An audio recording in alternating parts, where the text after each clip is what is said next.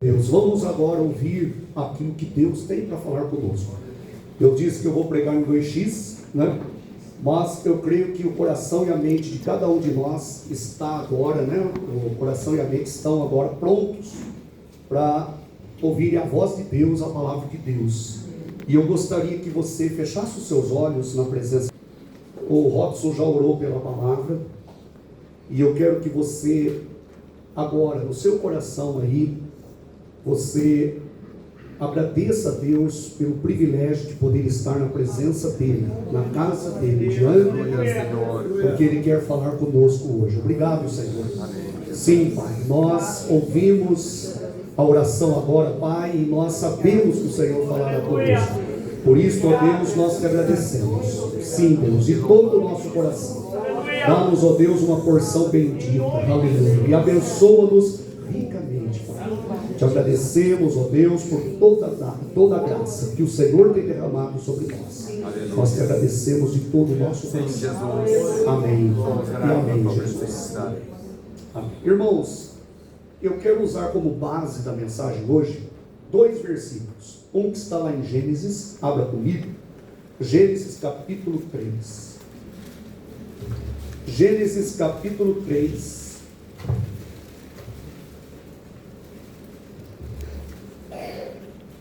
Versículo 15. Diz assim a palavra de Deus. Vou ser bem breve na mensagem. Gênesis capítulo 3, versículo 15. Está escrito assim: E porei inimizade entre ti e a mulher, e entre a tua semente e a sua semente.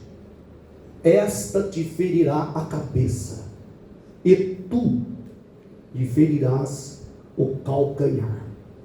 E agora a outra passagem é lá no Apocalipse, capítulo 22. Capítulo 22 do Apocalipse, no versículo 14. E diz assim a palavra de Deus, 22, 14. Bem-aventurados, todos encontraram? Amém. Bem-aventurados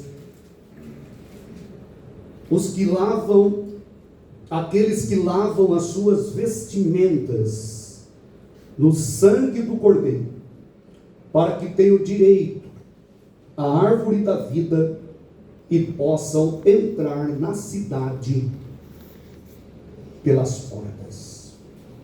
Amém? Amém. Entrar aonde, irmãos? Nas cidades? Na cidade. Pelas portas. Muitas portas lá. Amém? Amém. Glória a Deus. Pode se assentar. Em nome de Jesus. Glória a Deus por isso. Irmãos, todos estão atentos aqui? De preferência não pisca. Fique bem atento. Se tiver que piscar, pisque com um olho primeiro, depois você pisca com o outro.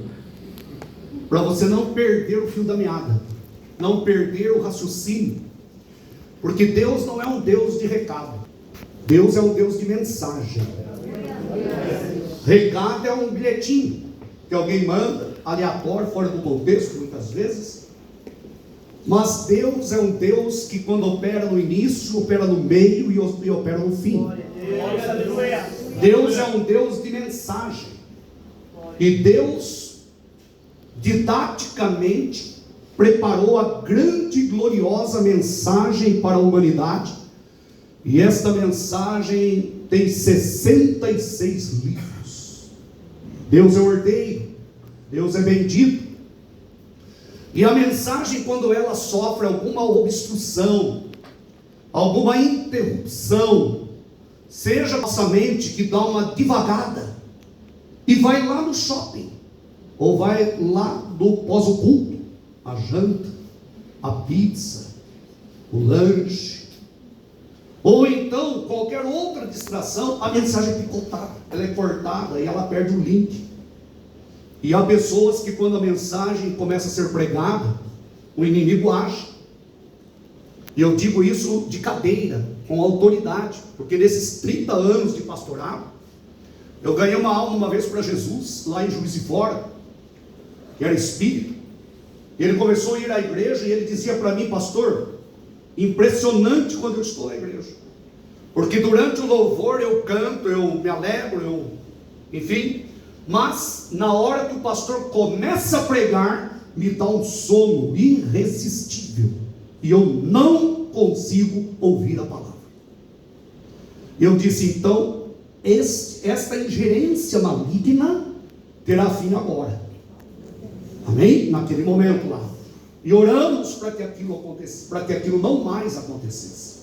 Porque o inimigo não quer que a pessoa ouça a palavra. O inimigo não quer que a pessoa ouça algo que tenha começo, meio e fim, que tenha contexto, que tenha estrutura. Ele quer que a pessoa ouça de maneira aleatória, de maneira avulsa, de maneira sem link, como se fosse pequenos recados, como se fosse alguém falando no telefone, não entendi, fala de novo, cortou, você está me ouvindo? Estou. E agora? Está me ouvindo? Espera um pouquinho, eu vou na cozinha. Ele quer que ouça essa mensagem picotada, para não processar libertação, porque está escrito que quando Deus envia a palavra dele tem poder para curar. Aleluia. E o diabo não quer que a pessoa ouça a palavra. A palavra de Deus diz que Satanás, ele cegou o entendimento dos incrédulos. E está escrito isso em 2 Coríntios capítulo 4, versículo 4, que ele cegou o entendimento dos incrédulos, para que não lhes resplandeça a luz do Evangelho, da glória de Deus. O diabo tem pavor de que a pessoa ouça a palavra. O diabo tem pavor, ele até permite que a pessoa ouça louvores e até cante. E em alguns ambientes, se não houver discernimento e não houver santidade, a pombagira até canta. E canta até corinho. Mas a palavra de Deus, ela perscruta a mente da pessoa e ela vai além de tudo aquilo que nós imaginamos. E é importante então que você tenha todo o seu ser, toda a sua mente, todo o seu intelecto, toda a sua vontade também. Domingo recentemente nós pregamos que o coração é a sede dos sentimentos, das emoções, das decisões humanas. Por isso Provérbios 4:23 dizer que sobre tudo que se deve guardar, guarde o teu coração, porque dele procedem as fontes, as saídas, as decisões, as vertentes da vida procedem do coração. Então que todo o seu coração esteja atento, mesmo nesta mensagem de 2x, amém? Estão comigo, irmãos? Amém. Não é um X, nem um X e meio. É que só tem 2 no máximo, né? Por enquanto é 2, porque 3 também ninguém ia conseguir entender nada. Mas esta mensagem é rápida. Eu quero que o Espírito Santo te leve à realidade gloriosa da cruz.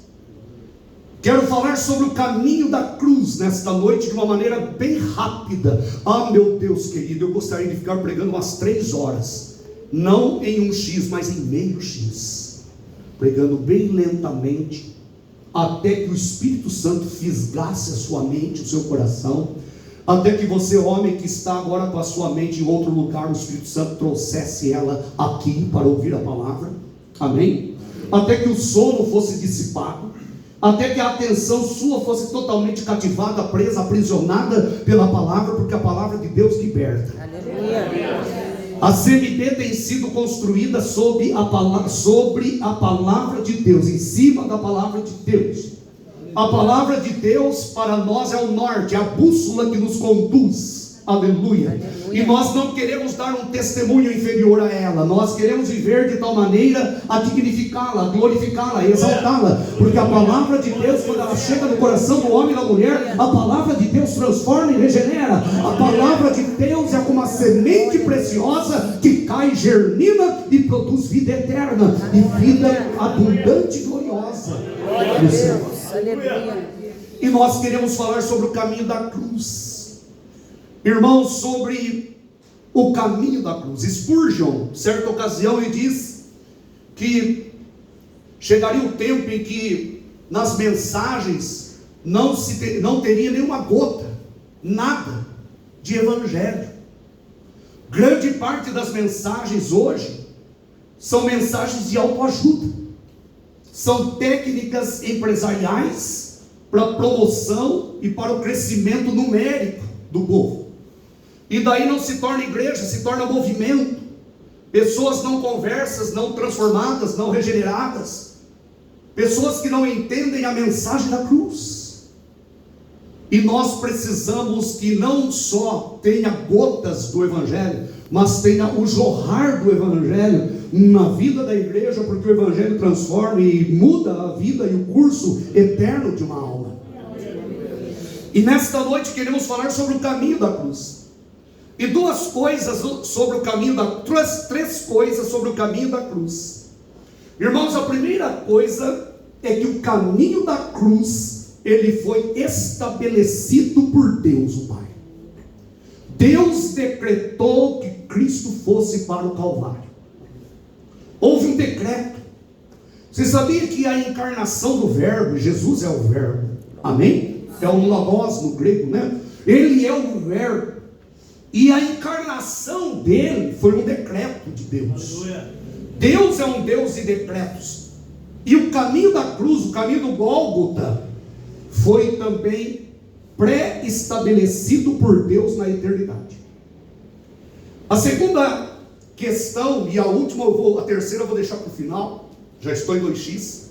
Meu Deus, como é difícil pregar em 2x. Por que inventaram esse negócio de 2x?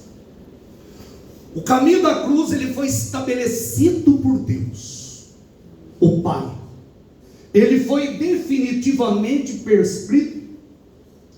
Ele foi estabelecido, profetizado e desenhado dentro da sabedoria infinita do Deus de Israel. Está escrito em Isaías 53 que aprouve a Deus moer Jesus Cristo no Calvário pela nossa alma. Em Apocalipse capítulo 13, versículo 8, está escrito que o Cordeiro de Deus foi morto antes da fundação do mundo. Antes que o mundo fosse fundado, antes que o homem fosse criado, Deus já havia decretado a morte do Cordeiro na cruz do Calvário. Nós cantamos, ó profundidade da ciência, tanto do conhecimento, como da sabedoria. Quem conhece a mente deste Deus? Este Deus é glorioso, é eterno, é bendito. Mas o caminho da cruz, ele foi estabelecido pelo Pai, e ele foi trilhado pelo Filho. O Filho trilhou esse caminho de uma maneira absolutamente perfeita. E é por causa disso que nós lemos Gênesis capítulo 3, aonde já havia uma profecia de que a semente da mulher, Jesus Cristo, iria esmagar a cabeça da serpente lá na cruz do Calvário. E o caminho da cruz que foi trilhado pelo Filho, foi trilhado de uma maneira inerrante, perfeita, gloriosa e bendita. E Jesus trilhou este caminho até aquele momento que ele diz: está consumado. A palavra consumado no grego significa que a dívida está paga, está quitada a dívida, não tem mais dívida. Eu quitei a dívida, eu paguei a dívida, eu rasguei a cédula, eu rasguei a duplicata que pesava contra vós, eu perdoei os vossos pecados, aleluia. Toda obra tem, aleluia. Todo o caminho do Gólgota chegou naquele clímax, chegou naquele ponto alto, que é o ponto de dizer: está consumado. E Jesus consumou na cruz. Ele aplacou na cruz do Calvário toda a ira de Deus contra o pecado da humanidade. O Pai estabeleceu e o Filho trilhou. E tem um terceiro ponto que eu vou deixar para o final, que é o ponto que diz respeito diretamente a mim e diretamente a você. O caminho da cruz, o caminho do Calvário. Mas eu vou citá-lo no final. Vamos voltar um pouquinho aqui, considerando que Deus não é um Deus de recado. Está processando na sua mente a mensagem? Está tendo pelo menos um início aí? Amém, irmãos? Amém. Deus está falando com você? Amém. Está entendendo a palavra? Sua mente está aqui? Ou você está apenas de corpo presente? Ei, pastor, corpo presente é coisa de defunto. Você está com corpo, espírito e alma aqui? Para ouvir o que Deus tem para falar? Tempo avança. 2x talvez não seja suficiente, mas Deus vai falar conosco. O caminho estabelecido pelo Pai e o caminho trilhado de uma maneira perfeita e absolutamente completa pelo Filho é um caminho que nós vemos em toda a palavra de Deus, desde o Gênesis até ao Apocalipse.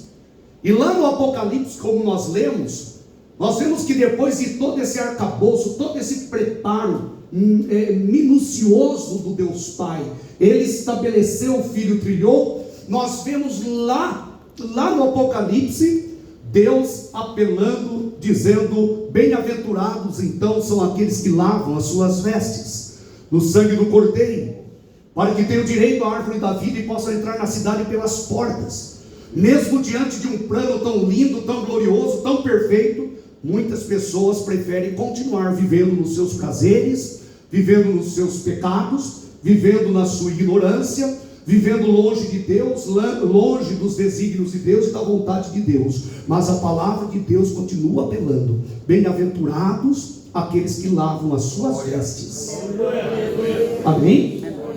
Bem-aventurados aqueles que lavam as suas vestes no sangue do Cordeiro, para que tenham direito à árvore da vida e possam entrar na cidade pelas portas. O ser humano precisa lavar o trapo da imundícia, ele precisa lavar as suas vestes no sangue do Cordeiro. O homem não tem justiça própria. Não há como o homem ser salvo sem ser pela graça e pelo sangue do Cordeiro. A palavra de Deus diz que toda a justiça do homem é como o trapo da imundícia. Lá no Antigo Testamento está escrito que é como o trapo, não um trapo, o trapo da imundícia. Uma linguagem forte do profeta. Até, talvez alguém diria, uma linguagem não muito delicada do profeta. Chamar a justiça do homem. Quantas pessoas que não se rendem a Cristo? Quantas pessoas que são religiosas? Quantas pessoas que acham: eu penso assim, eu acho assim, eu sinto assim? Quantas pessoas que não conseguem dizer não ao pecado? Sabe por quê? Porque não tem um amor suficiente por Cristo, um amor maior para dizer: pecado, eu não te amo tanto quanto eu amo a Cristo, portanto arreda-te da minha vida. A pessoa não tem essa capacidade, e a pessoa se refugia nela. E a palavra de Deus diz que a justiça do homem é como o trapo da imundícia. Lá no Antigo Testamento está escrito isso. Sabe o que significa isso? O trapo da imundícia era o que as mulheres usavam nos seus dias naquela época.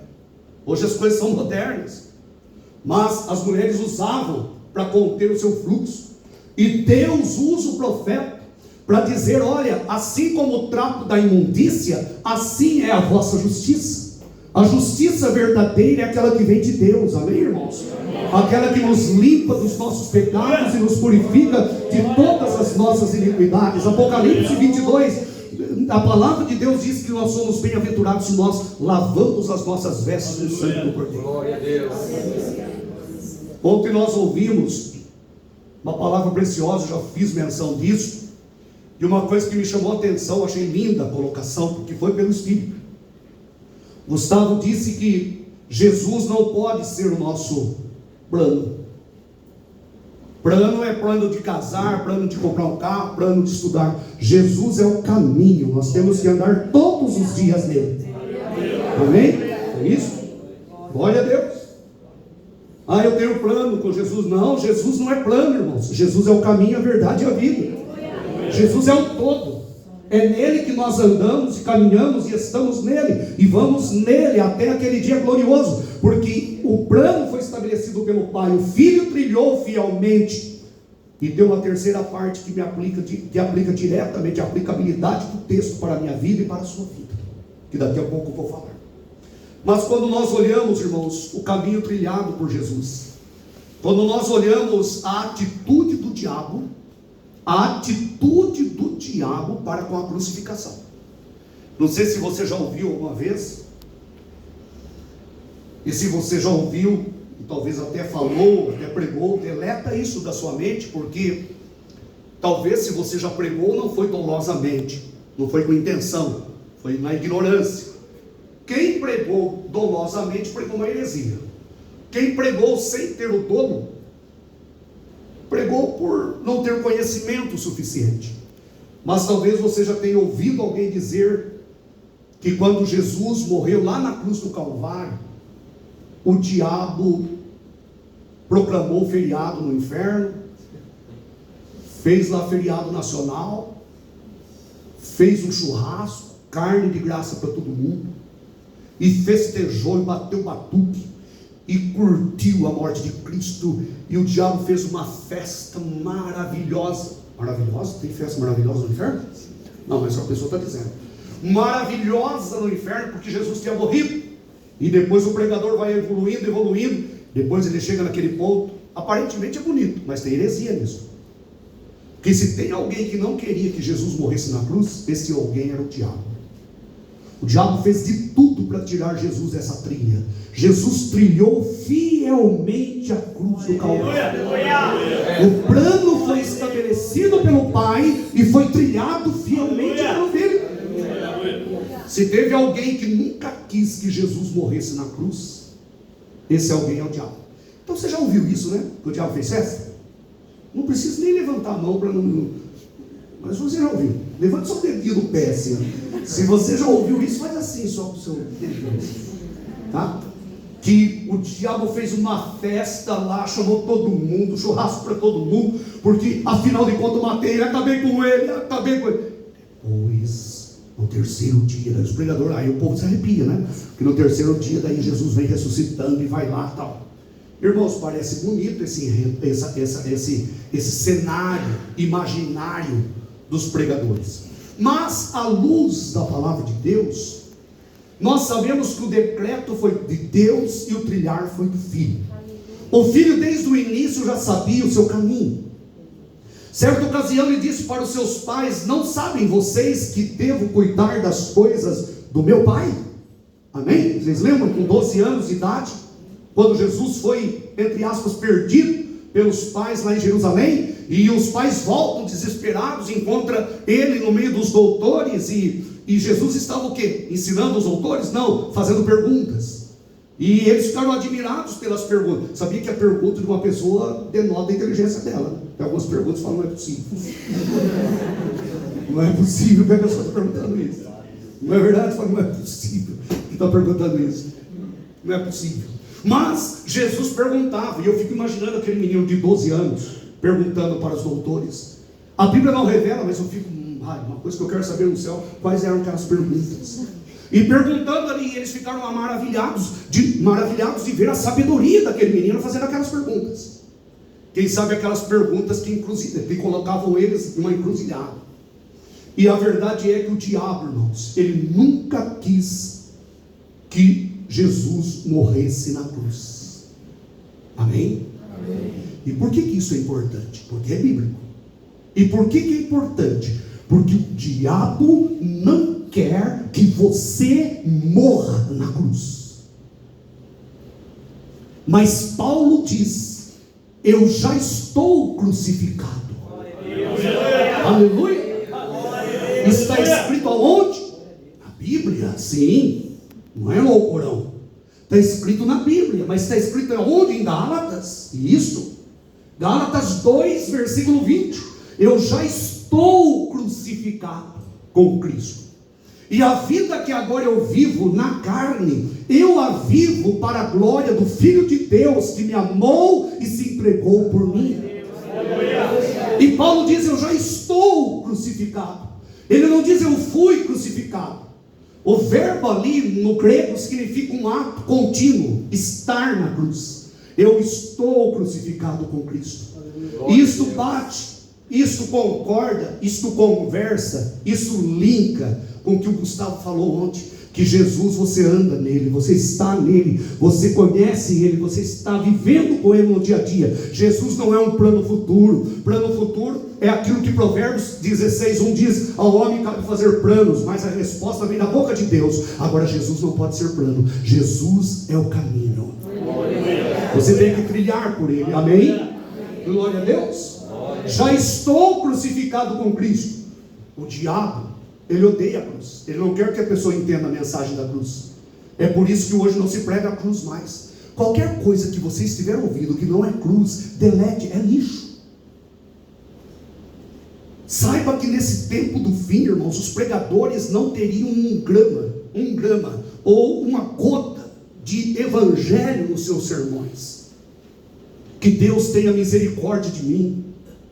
Que Deus faça jorrar dos meus lábios o evangelho puro, para que vidas sejam transformadas, para que almas sejam encaminhadas e para que trilhem o caminho da cruz também, aleluia. Porque tem um terceiro ponto na mensagem que tem a ver comigo e tem a ver contigo. Mas vamos um pouco na Bíblia. Vamos fundamentar a afirmação de que o diabo nunca quis que Jesus morresse na cruz. Então o diabo não fez festa. O inferno não é lugar de festa. Como que a pessoa pode fazer festa no meio das chamas? E outra coisa, há um equívoco achando que o diabo vai reinar no inferno. O diabo vai estar dentro do inferno com a coroa reinando e triturando as pessoas, garfando as pessoas, jogando para cima e garfando assim. Joga para cima e fica segurando o garfo. Não, a Bíblia diz que ele vai ser atormentado dioturnamente pelo século dos séculos. Horrenda coisa é cair naquele lugar. E a Bíblia diz que o inferno foi preparado para o diabo e seus anjos. E eu estou falando com seres espirituais. Você é um ser espiritual. Hoje você está aqui. Amanhã, segunda-feira, você poderá já ter passado o portal da eternidade. Então hoje é o tempo de você lavar as suas vestes e ter o seu nome escrito no livro da vida. Aleluia! Eu posso passar o portal essa noite. E não tenho nenhum medo que isso aconteça. Aleluia! E se Jesus me chamar essa noite, amanhã vocês cantem os louvores que eu gosto que cantem lá no meu velório, mas cante com alegria, dizendo que ele já está na glória eterna. E não precisa, pode chorar sim, pode chorar, né? Pode chorar, agradeço o choro, né? Mas pode chorar, não tem problema chorar, né? Pode chorar, precisa dar vazão aí, né? Mas a verdade é que o evangelho, irmãos, ele é urgentíssimo na nossa vida. Trilhar o caminho da cruz, é isso que Deus quer. Você moço, você moça, você homem, você mulher, trilhe o caminho da cruz. Aleluia. Paulo diz: já estou crucificado com Cristo, e a vida que agora eu a vivo para a glória do Filho de Deus, que me amou e se entregou por mim. Lá em Gálatas 2:20. E lá em Gálatas mesmo, no capítulo 6, versículo 14, ele diz assim: longe de mim. Estão comigo? Amém. Estão piscando? Se piscar, pisque com o olho e depois pisca com o outro. Ele diz: longe de mim gloriar-me. Olha só. A não ser na cruz de Cristo. Olha a cruz aí. Senhor. Aleluia. Porque por ela o mundo está crucificado para mim. E eu estou crucificado para o mundo. Olha que a cruz era o divisor das águas na vida de Paulo. Por isso que o diabo odeia a cruz. Por isso que o diabo não queria que Jesus morresse na cruz. Por isso que o diabo não fez festa quando Jesus morreu na cruz. Como que ele poderia fazer festa com a cabeça esmagada? Como que uma serpente... Você sabe que você já matou cobra? Quem já matou cobra aqui? Já matou, irmão? Na fazenda lá, né, irmão? Deve ter bastante cobra na fazenda. Quando você vai matar uma cobra, você bate aonde dela? Na cabeça. Não adianta bater no rabo dela?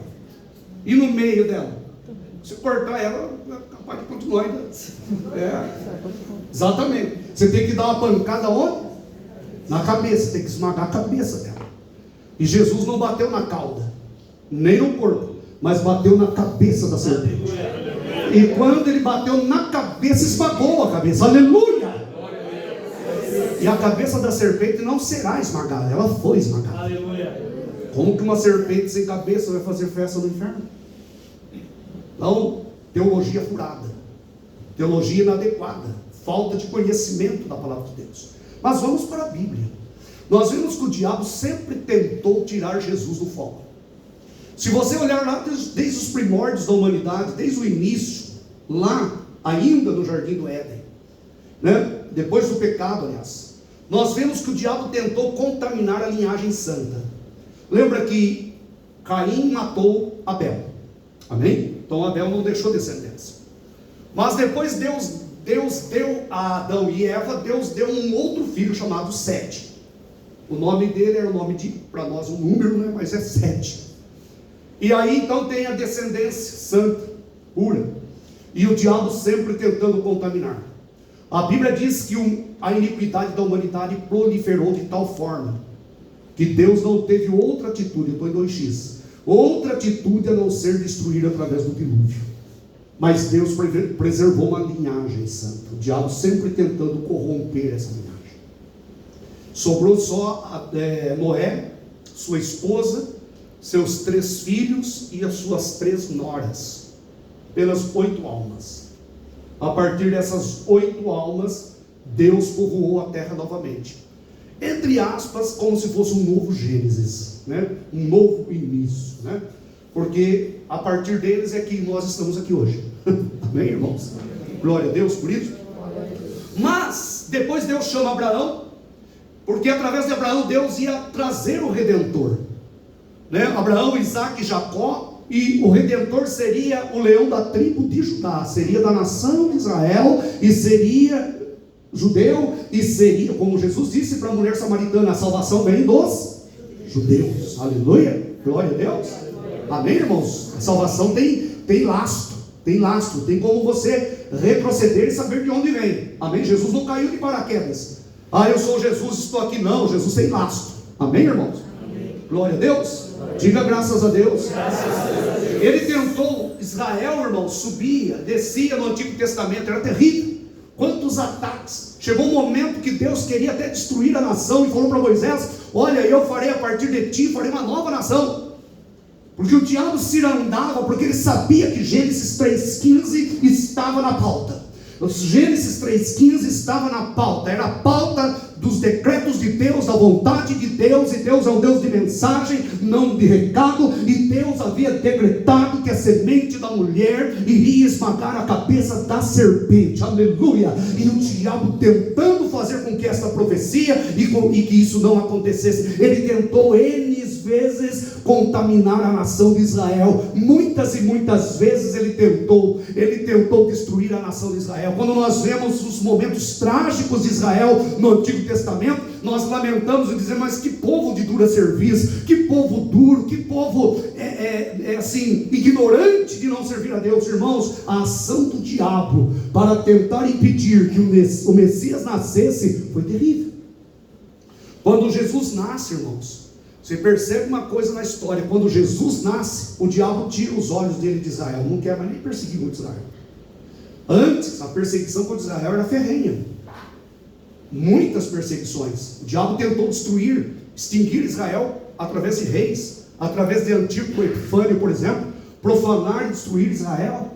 Muitas e muitas vezes o diabo tentou impedir que a profecia se cumprisse. Mas Deus é um Deus de profecias, amém, irmãos? Amém. Glória a Deus, diga amém. Amém. Diga graças a Deus. Graças a Deus. Quando o menino nasce, o diabo fala: agora não adianta mais ficar brigando com esse povo, eu já nasci, agora eu tenho que...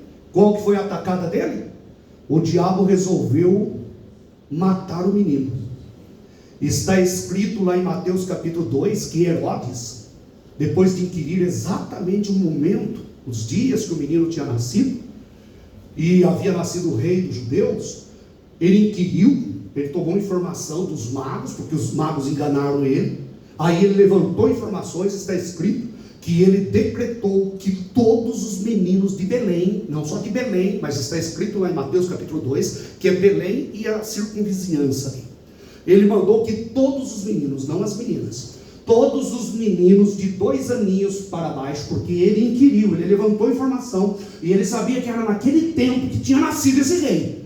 Então, matem todos eles. Só que antes disso, o anjo do Senhor já tinha aparecido para José e Maria, e dito assim para eles: olha, peguem o menino e fujam para o Egito, porque Herodes vai procurar matar o menino. Então vocês fujam para o Egito e fiquem lá até o momento que eu disser para vocês voltarem. E diz a palavra de Deus que eles fugiram para o Egito. E depois, quando Jesus voltou com seus pais, está escrito que para que se cumprisse a profecia que diz: do Egito eu chamei o meu filho. Aleluia. Mas Herodes tentou matar e mandou matar. Só que quando ele mandou matar, José e Maria e Jesus já estavam no voo, já estavam indo para o Egito. Já estavam, quem sabe, lá no Egito já. Porque Deus protegeu a vida do menino, mas o diabo queria matá-lo através de Herodes. E a palavra de Deus diz que houve uma mortandade dos meninos em Belém. Belém, onde Jesus nasceu, foi um momento triste. E está escrito lá que Raquel começou a chorar. Está escrito lá que Raquel na verdade é uma figura de linguagem nesse texto, porque Raquel era a esposa de Jacó. Ou seja, Raquel ali quer dizer a nação de Israel.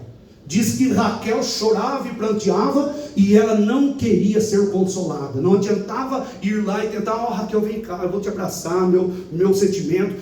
Ela não queria, está escrito no texto que ela não queria ser consolada porque os seus filhos já não existiam, tinham sido mortos por Herodes. E o diabo tentou destruir Jesus já no nascedor, já na sua infância. Não conseguiu. Conseguiu? Amém, irmãos? Conseguiu? Quem está comigo aqui? Diga graças a Deus. Ele não conseguiu. Aí então diz a palavra de Deus que num outro momento, quando Jesus estava em Jerusalém, e está escrito que lá em João capítulo 8, que quando ele diz assim: antes que Abraão existisse, eu sou. Versículo diz que eles pegaram em pedras para apedrejá-lo. O diabo tentou matá-lo com pedras, para impedir que ele subisse na cruz do Calvário. E diz a palavra de Deus que ele saiu do meio de todos, ocultou-se no templo. E essa passagem eu fico encafifado com ela. Por quê? Está escrito que quando ele diz: antes que Abraão existisse, João 8,59, antes que Abraão existisse, eu sou. E quando ele diz eu sou, ele assumiu a autoridade de Abraão. Amém? Quando o Deus de Abraão, eu sou o que sou. Amém? O Deus Todo-Poderoso. E diz a palavra de Deus então que os homens pegaram pedras para apedrejar. Imagine se Jesus fosse apedrejado, ele teria morrido antes da cruz, antes de trilhar o caminho da cruz. Mas Jesus trilhou fielmente. Amém, irmãos? Amém. Glória a Deus. Amém? Amém? Aí Jesus ocultou e saiu no meio de todos. Diz que ele ocultou e saiu no meio de todos. Isso me deixa encafifado, porque para mim ali é algo espiritual. Deus como que cegando os olhos daquele povo, e ele saiu e ele não foi apedrejado ali. Amém? Amém. Passado um tempo, Jesus ainda indo em direção ao quê? Aonde Jesus está indo, irmãos? Aonde Jesus está indo? A cruz, Calvário. Chegou um momento que Jesus reúne com os discípulos e começa a explicar assim: olha, é necessário que o Filho do Homem vá a Jerusalém, seja injuriado, cuspido, maltratado pelos principais sacerdotes, seja crucificado e ao terceiro dia ele ressuscitará. Aí o diabo usou, sabe quem? Quem que ele usou? Olha, tinha usado Herodes, tinha usado os judeus ali no templo, João capítulo 8, e agora que Jesus fala: eu vou ser crucificado, a Bíblia diz que Pedro chamou ele de canto. Está escrito isso em Mateus 16, 21, que Pedro chamou ele de canto. E a Bíblia diz que Pedro começou a repreendê-lo. Quem é Pedro para repreendê-lo? Mas começou o quê? Repreendê-lo. E ele disse assim: Senhor, tenha misericórdia de ti. Olha só, capetão falando. Se ele tivesse misericórdia dele e não morresse, o que seria de nós, irmãos? Vocês estão entendendo? Estão comigo, irmãos? Amém. Tenha misericórdia de ti. Mas não disse só isso. Ele diz mais: de maneira alguma isto vai acontecer. Só que Jesus conseguiu enxergar o tico-tico atrás da cerca. Ele viu que era capeta. Ele falou: não é Pedro. Ele falou: o que está atrás de você, Pedro? Capeta, que para mim. Discernimento é isso. Dom de discernimento é isso. Você estuda os 9 dons do Espírito Santo e não consegue entender. E fica explicando teologicamente. Eu fiz curso sobre isso, dou aula sobre isso. E é difícil explicar teologicamente. Mas para você explicar de uma maneira bem simples para a pessoa entender, discernir é a capacidade de enxergar o tico-tico atrás da cerca. Todo mundo está olhando a cerca, todo mundo. Você olha e fala assim: irmãos, estão vendo a cerca? Vocês estão vendo um tico-tico lá atrás da cerca? pessoa fala, não estou vendo, mas eu estou enxergando. Vem lá, pode ir lá que tem um tico-tico lá atrás. É quando você consegue enxergar o que está por trás das coisas. E a Bíblia diz que Pedro começou a repreendê-lo, de maneira alguma isto vai acontecer. Está escrito assim, de maneira alguma isto vai acontecer. Aí Jesus volta-se para Pedro e diz o quê? Para trás de mim, Pedro? Para trás de mim o quê, irmãos? Todos estão comigo aqui? Os lá de trás estão comigo? Para trás de mim quem? Quem que era ali que estava falando? Quem que estava falando, irmãos? Capeta. Não é o Satanás, não é o Satanás mesmo que estava falando. É Satanás, era o Satanás ali falando.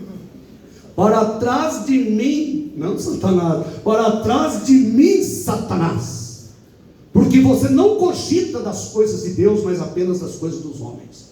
O diabo tentou repreendê-lo e tentou dizer, olha, de maneira alguma isso vai acontecer. O pai tinha decretado, irmãos, amém? O filho estava trilhando, o caminho dele era o Gólgota.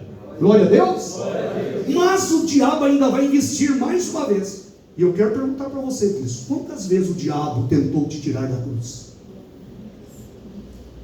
E você que ainda não foi para a cruz, você sabia? Você quer ter vida eterna? Quem quer ter vida eterna aqui? Seja crucificado. Aleluia. É diferente o evangelho, não é? Aleluia. Diferente do oba-oba que se ouve hoje na mídia, não é? É diferente. Se você quiser um dia passar o portal da eternidade, estar com Deus, vá para a cruz, porque a cruz é o portal que abre para o céu. Aleluia. Longe de mim gloriar-me a não ser na cruz, disse Paulo. Mas vamos para mais uma atacada do diabo. O diabo não se contentou. Tentou destruir a semente, a linhagem santa, tentou conturbar a história de Israel no Antigo Testamento. Moisés fica até, Deus fala, eu vou matar todo esse povo e faço um novo povo através de você. Não, Senhor, se o Senhor tiver que destruir esse povo, então tira o meu nome do livro da vida. Moisés intercedeu, um verdadeiro intercessor, e Deus, entre aspas, Deus recuou, né? Recuou, entre aspas, é o jeito que quando o homem se arrepende de Deus, ele volta. Amém, irmãos? Porque Deus, ele pode todas as coisas. Amém, irmãos? Aí não conseguiu, filho nasceu, pronto, Israel ficou esquecido. Deixa esse povo agora, eu tenho que matar esse menino. Tentou matar com Herodes, não conseguiu. Tentou matar com judeus em Jerusalém, João capítulo 8. Tentou usar Pedro, porque era um amigo, era um íntimo, era um discípulo. Quem sabe usa a boca desse daí, e esse homem não vai para a cruz. Não conseguiu também. Aí Jesus está na cruz, e tem a última atacada. Ele usa o ladrão que estava lá. Lembra do ladrão? Um deles foi para a glória, não foi? Mas teve um deles, um dos dois, que diz assim: se tu és o Filho de Deus. Olha que desafio. Interessante, irmãos, que Jesus não responde a esse ladrão. Você percebe no texto? Jesus responde ao penitente, ao arrependido, porque ali ele estava debaixo, Jesus estava enfrentando a ira de Deus. Então, o capeta fique falando. Conforme a carruagem vai passando, os cachorrinhos vão latindo mesmo, não vão fazer barulho.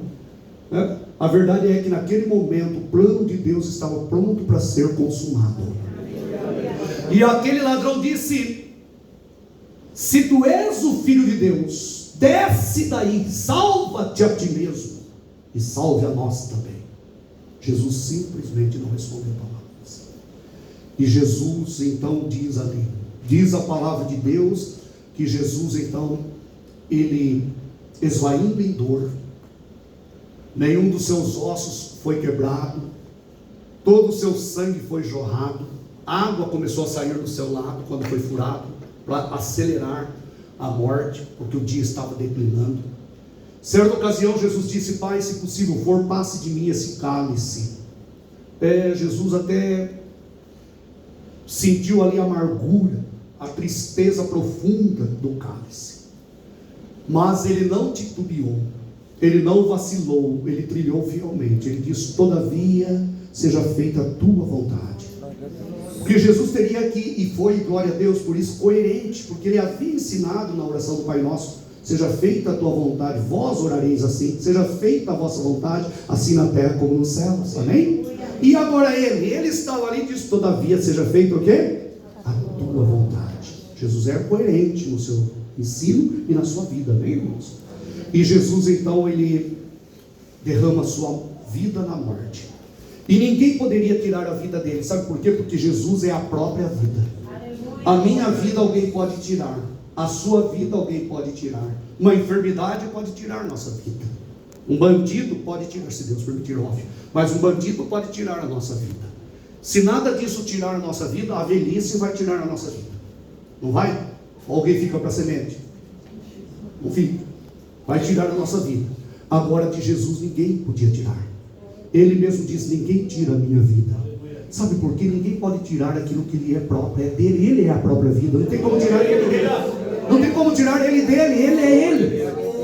Que coisa estranha, coisa maravilhosa, e coisa linda, e coisa profunda. Jesus é a vida. Nós temos a vida. Jesus não tinha meramente a vida, ele era e é a vida eterna nele. Aleluia! Nele habita corporalmente a vida eterna. E glória a Deus por isso. E Jesus então derrama a sua vida na morte, e ele esmaga a cabeça da serpente. E o Pai então teve todo o seu plano executado pelo Filho. O Filho trilhou fielmente. E para concluir, só como uma fala, não para discorrer propriamente, o terceiro ponto, que o caminho da cruz, estabelecido pelo Pai, trilhado pelo Filho, e para nós, irmãos, o caminho da cruz é o único meio da vitória do crente. Por isso Paulo dizer: não vou me gloriar em nada. Paulo tinha muitos motivos para se gloriar, não tinha, irmãos? O que você acha?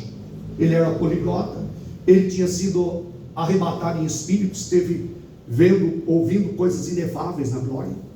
Deus havia feito coisas portentosas através da vida de Paulo, mas ele diz: eu só me glorio na cruz. A cruz para mim é tudo. Amém, irmãos? Diga graças a Deus. Diga: Deus seja louvado. Diga glória ao Pai, glória ao Filho, glória ao Espírito Santo. E dê uma salva de palmas para o Senhor Jesus. Glória ao Senhor. Aleluia. Aleluia. Aleluia. Aleluia. Aleluia. Aleluia. Oh, glória a Deus.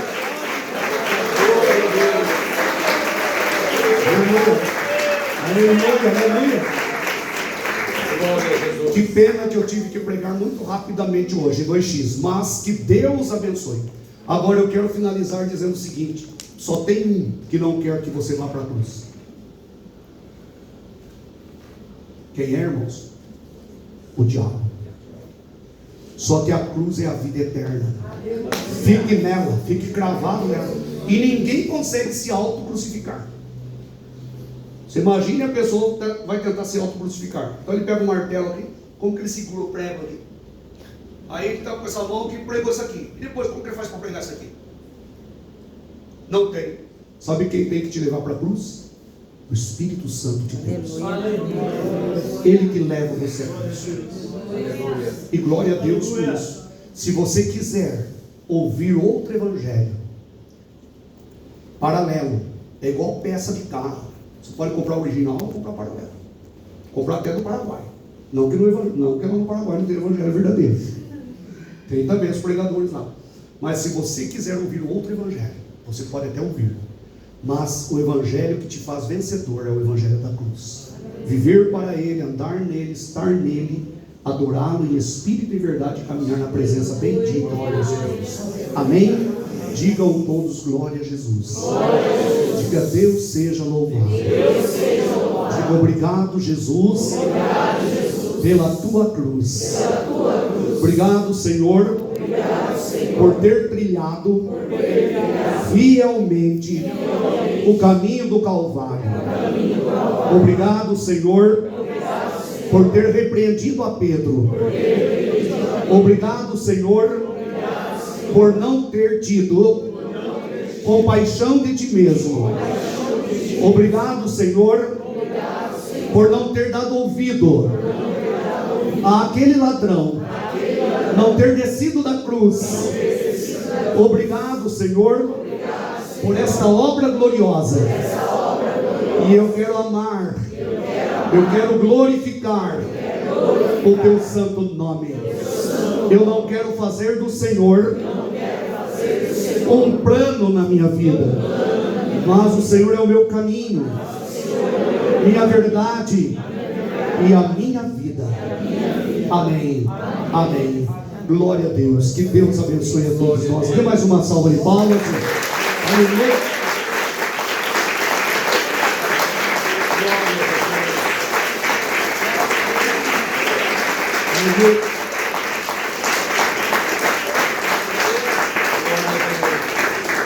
Gabi, pode vir aqui.